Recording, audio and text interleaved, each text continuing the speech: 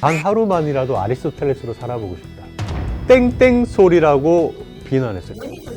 어떻게 알았어? 예. 그렇죠. 맞아요. 예. 그렇죠.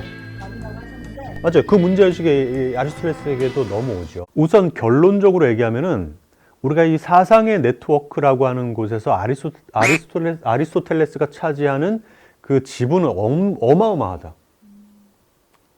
21세기 대한민국에 살고 있는 우리의 삶 속에도 그분의 흔적이 여전히 강하게 남아있어요. 그래서 아리스토텔레스가 그 이후의 철학 사상에 남긴 또 업적 중에 하나는 뭐냐면 이론적 지식하고 실천적 지식을 구분합니다.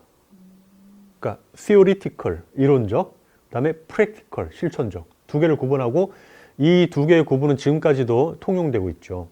자, 이론적 지식이라고 하는 것은 우리가 뭐 과학이라든지 뭐 수학이라든지 또 뭐 철학에서도 뭐 논리학이라든지 이런 분야에서 추구하는 지식, 다시 말해서 나의 행위와 내가 직접적으로 어떤 행동을 해야 되는지와는 무관한 어떤 의미에서 순수한 알물 추구하는 영역을 우리가 이론적인 영역이고 거기에 관한 지식을 이론적 지식이다라고 보죠. 실천적 지식은 뭘까요, 그럼? 의학 같은 게 아닐까요? 당장 내가 어떤 행위를 선택을 할 때에 필요한 내가 지금 뭘 해야 하는지에 관한 지식을 실천적 지식이라고 합니다. 실천적 지식의 특징이라고 하는 것은 보편적이지 않을 수 있어요. 아리스토텔레스가 실제로 의사의 예를 드는데 우리가 이제 똑같은 병이라고 하더라도 어떤 병원에 가서 그 처방을 받으면 약이 잘 들어. 근데 어떤 병원은 또 약이 잘 안 들을 수 있단 말이죠. 그게 뭐냐면 같은 증상이라도 그 환자가 지금 어떤 상황이 있는지를 진단을 더 잘해서 거기에 여기에 적당한 선택이 뭘까, 적당한 처방이 뭘까를 잘 판단하기 때문에 약이 잘 듣는 거예요. 똑같은 약을 쓸 거 아니에요. 어쨌든 간에. 그죠? 그러니까 실천적 지식은 그 상황, 또 그 개인의 그 개인이 처해 있는 상황에 따라서 조금씩 달라질 수 있는 종류의 지식이기 때문에 유연함이 필요한 것이고, 니코마코스 윤리학에서 이 실천적 지식이 어떻게 우리를 좋은 삶으로 안내하는지 한번 살펴볼 예정입니다. 철학하고 갈래? 니코마코스에게 쓴 책입니다. 니코마코스가 사람 이름이에요? 네.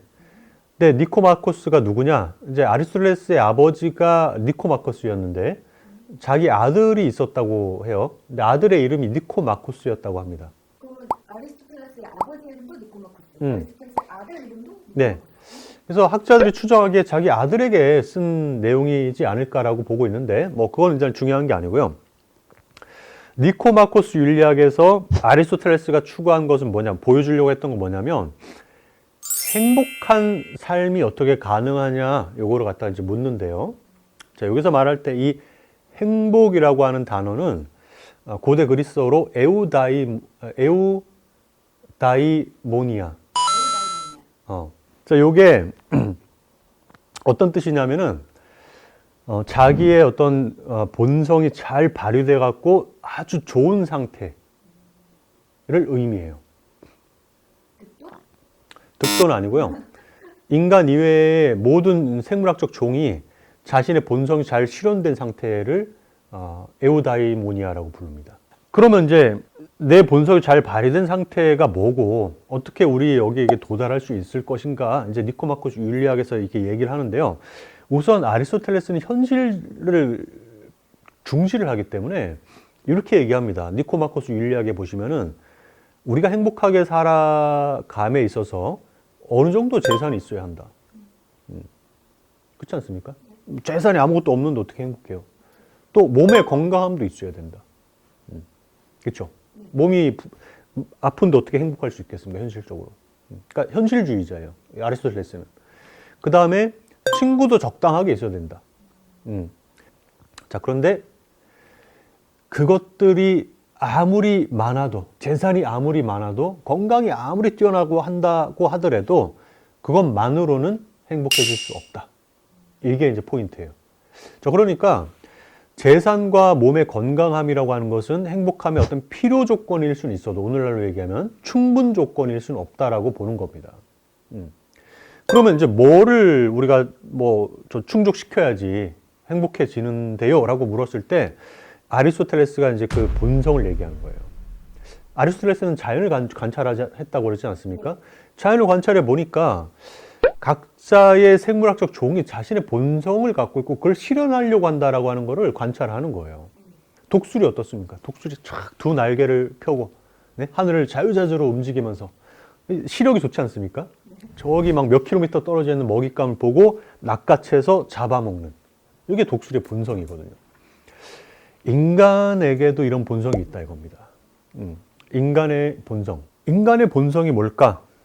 물었을 때에는 인간이 다른 동물과 다른 점을 결국 얘기를 하는 것이고 그것이 바로 뭡니까? 생각하는 능력이다. 그 점에서는 플라톤하고 이제 일치합니다. 플라톤도 그렇게 생각했거든요. 플라톤의 업적이라고 하는 것은 인간의 마음이 이제 영혼의 구조라고 하지만은 영혼의 구조가 그렇게 감정, 정서, 이성 이렇게 세 부분으로 이루어져 있다라고 하는 거는 밝혀냈어. 그다음에 이것이 조화를 이루어야만 좋은 삶을 살 수 있다는 것도 얘기를 했어요. 그거 어떻게 이제? 그게 이제 아리스토텔레스의 고민거리예요. 그러니까 플라토 자꾸 하늘을 가리키지만 아리스토텔레스는 땅을 가리킨다라고 하는 게 여기서도 드러나거든요. 아니 그걸 알겠는데 구체적으로 이 땅을 살아가는 사람들이 그럼 뭘 해야 되는데, 그죠? 그 고민까지도 아리스토텔레스가 하는 거거든요. 그래서 아리스토텔레스가 뭐를 강조하느냐? 품성이라고 하는 것을 강조합니다. 품성. 자, 품성은 고대 그리스어로 헥시스라고 하는 단어를 사용하는데요. 그 생각하는 능력이 적절히 잘 발휘되는 그것이 너의 품성으로 자리 잡을 때까지 연마해라라고 하는 것을 강조하는 거예요. 연마해라. 마치 근육 단련을 잘해야지 근육이 나오는 것처럼 우리의 품성이라고 하는 것도 그렇다는 겁니다. 농사와 비슷하다는 거예요. 그래서 교육을 강조합니다. 교육을 강조하는 것이고 지금도 아리스토텔레스의 이러한 생각이 오늘날 여전히 되물림 받고 있죠. 우리가 어린 자녀들을 꾸짖고 또 잘못하면 꾸짖고 그죠? 그다음에 잘하면 칭찬해주고 왜 그렇게 하느냐? 그 아이가 좋은 어떻게 보면 품성을 가질 수 있도록 그래서 사회에 나가서도 어떤 갈등이나 이런 것들을 일으키지 않고 나쁜 의미에서 갈등을 일으키지 않고 다른 사람들과 이렇게 조화롭게 살 수 있도록 품성을 잘 함양시키기 위해서 우리가 꾸중하고 이렇게 하는 거지 않겠습니까? 결국에 그게 아리스토텔레스의 생각인데 구체적으로 그럼 이성을 잘 발휘한다라고 하는 게 뭐냐 또 거기서 나온 게 바로 중용이라는 생각이에요. 중용이라고 하는 말은 거칠게 얘기해서 중간인데 수학적인 의미에서 딱 중간을 얘기하는 게 아니에요. 자, 왜냐하면 이 영역은 우리가 어떤 행동을 해야 되는가에 대한 실천의 영역이기 때문에 이론적인 영역하고 좀 달라요. 자, 그래서 중용이라고 하는 것은 내가 처한 그 상황에서 가장 적절한 선택, 다시 말해서 감정과 나의 욕구나 혹은 어떤 명예를 추구하려고 하는 욕구라든지 이런 것들을 갖다가 과하지 않고 또 부족하지 않게끔 적절하게 실천하는 것을 중용이라고 부릅니다. 상당히 애매하죠. 왜? 그 세 가지 어느 것을 치우치지 않고. 적절한 중간 지점을 찾아서 실천하는 게 중요해요. 그러니까 말만 쉽지 어떻게 해요? 그래서 아리스토텔레스는 그 중용이라고 하는 것을 얘기하면서 의사를 얘기를 하는 거예요. 의사가 약을 처방할 때 그 사람이 처한 상황에 맞게끔 약을 주지 않습니까? 그러니까 딱 이거다라고 말을 할 수 없다 이거예요. 딱 이렇게 해야 된다. 이 상황에서 이렇게 해야 된다. 그러니까 이제 이렇게 하려면, 그러니까 중용이라고 하는 걸 하려면 기본적으로 뭐예요? 생각하는 능력이 기본적으로 바탕이 돼요. 이 점은 플라톤의 전통을 잇고 있어요. 그러니까 내 마음이 너무 앞서 나가. 내가 화딱질이 나. 그래서 벌컥 나방아 너 왜 공부 안 해? 라고 하는 순간에 뭡니까? 이를 그르치게 됩니다. 불나방님은 저를 영원히 떠나게 될 거예요. 날아갑니다. 다른 불을 찾아서 날아가요. 그래서 저를 알기 때문에 근데 그거를 뭐예요? 잘 억제를 하고 억눌러서 그렇지 않게 이를 그르치지 않게 이렇게 해야 될까 저렇게 해야 될까 그래서 이걸 뭡니까? 숙고라고 해요. 숙고. 그래서 어떤 선택을 하기 전에 숙고를 해야 한다. 근데 이 숙고를 하려면 생각하는 능력을 발휘해야 되는데 이게 한 번 했다고 해서 성공하는 게 아니라 이러한 숙고하는 이 습관이 품성이 될 때까지 한명하고 연마하고 또 주위에서는 그 사람이 그러한 능력을 품성이 될 때까지 키울 수 있도록 배려해주고 도와줘야 된다는 거예요. 교육이 중요하다는 거예요. 그러면 그 축구하는 그 훈련을 몇 년 해야 되는 거예요? 그건 모르죠. 그건 사람마다 달라요? 사람마다 다를 수 있겠죠. 그럼 언제쯤 하산할 수 있을까요? 그 품성의 이제 측면이고 그 품성이 잘 갖춰져 있고 그래서 그 품성을 통해서 어떤 상황에 처했을 때 이를 그르치지 않고 어떤 누가 봤을 때도 합리적인 어떤 선택을 했을 때 결국 그 사람에게 좋은 일들이 더 많이 일어나지 않겠느냐라고 하는 게 이제 아리스토텔레스의 기본적인 생각이라고 할 수 있습니다. 그래서 아리스토텔레스가 말하는 행복한 삶이라고 하는 것은 마치 우리가 파랑새를 딱 붙잡으면 순간적으로 내가 행복한 어떤 경지에 올라가는 것이 아니고 어떤 주어진 상황에서 끊임없이 생각하는 능력을 발휘해서 적절한 선택을 하는 그 과정 속에 있는 거예요. 행복은 과정이다. 유명한 말을 하죠. 행복이라고 하는 것은 너가 그런 품성을 잘 발휘하는 그런 과정 속에 주어진다. 이게 굉장히 유명한 아리스토텔레스의 말입니다. 그러니까 거저 얻는 건 없다. 행복도 거저 얻는 게 아니다. 그래서 니코마코스 율리학에서 유명한 말이 나옵니다. 뭐냐? 제비 한 마리가 날아왔다고 봄이 오는 것은 아니다. 그러니까 내가 한번 내 감정과 이런 것들을 잘 통제해서 이를 그르치지 않았다라고 하더라도 자만하지 말아라. 끊임없이 연마해서 그것이 너의 멋진 품성이 될 때까지 노력해라. 그 말이 나오죠. 이렇게 축구를 잘 훈련해서 분명을 잘 실천하려면 옆에 훌륭한 선생님이나 부모님이 계셔서 이거는 네가 하는 결정이나 행동이 좋다 혹은 좀 지나쳤다 이런 거를 옆에서 이제 이야기해주는 사람이 필요한 거 아니에요? 맞습니다. 그래서 교육을 강조하는 거예요. 교육을 강조하고 그 아리스토텔레스가 이제 우리가 사회적 동물, 정치적 동물이라는 표현을 했다고 하지 않았습니까? 근데 그렇게 한 이유도 한 개인의 행복이 실현된다라고 하는 것은 무인도에서 자기 혼자 실현할 수 있는 것이 아니고 아까 말씀하셨던 것처럼 다른 사람들과의 이 관계 속에서 그러니까 이제 당시로 얘기한 폴리스죠. 폴리스 안에서만 그 개인의 자아 실현이 일어나고 그러한 품성이 함양될 수 있기 때문에 왜? 다른 사람의 도움이 필요하고 배려가 필요한 거예요. 그건 공동체 전체의 일이다라고 아리스토텔레스는 보고 있죠. 그래서 니코마코스 율리학에서 말한 율리학의 문제가 결국 정치학의 문제로 이어집니다. 왜? 이거는 개인의 문제가 아니에요. 그러면 아리스토텔레스가 얘기한 궁극의 인간의 목적은 훌륭한 사회적 구성원이 되는 건가요? 그런 건 아니고 그거죠. 그러니까 형이상학이라고 하는 책의 첫 구절에서 이런 얘기가 나오지 않습니까? 모든 인간은 본성적으로 알기를 원한다. 그러니까 뭐냐면 누구나 알고자 하는 욕구는 다 갖고 있어요.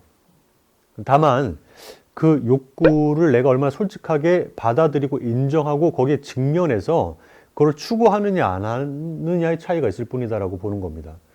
그러니까 아리스토텔레스가 말하는 가장 이상적인 삶의 모습이라고 하는 것은 이제 우리가 흔히 얘기하는 관조적인 삶이에요.